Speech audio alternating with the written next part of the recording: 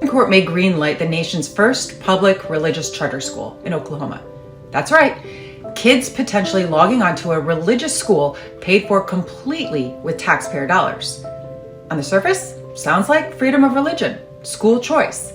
But guys, let me tell you, it's about so much more than prayer and homeroom. It's about your kid's classroom if you're in public school, definitely, and yes, your wallet.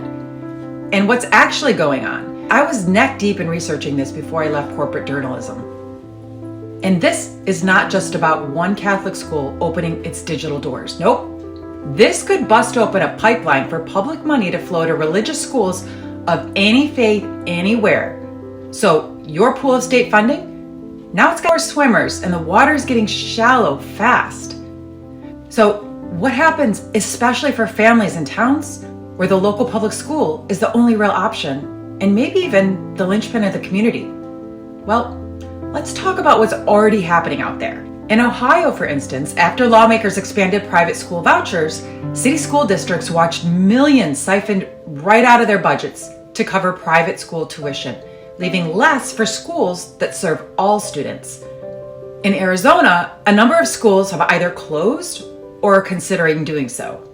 Now, advocates say, hey, that's my money too, so I should be able to have some of it to send my kid wherever I want. But right now, the Ohio governor is proposing to cut $100 million from public schools over 2 years. So it's definitely going to take money away from public schools. So what about academic achievement, test scores? Well, researchers have actually been studying vouchers for more than 25 years. And here's what we know.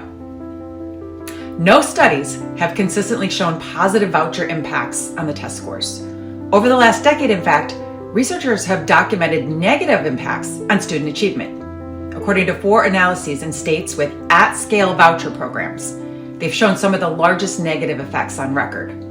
Here are some examples. Indiana, Alabama, Ohio. Of course, there are lots arguing in favor of vouchers.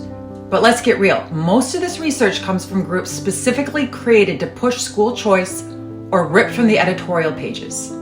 That means opinion. So, folks, the court, again, is expected to decide this next month. And if it rules in favor of the St. Isidore School, what happens next will be up to your individual state.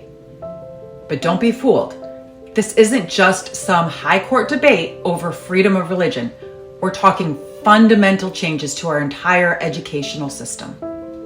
Please read below for all our sources, including those arguing in favor, and just check it out for yourself.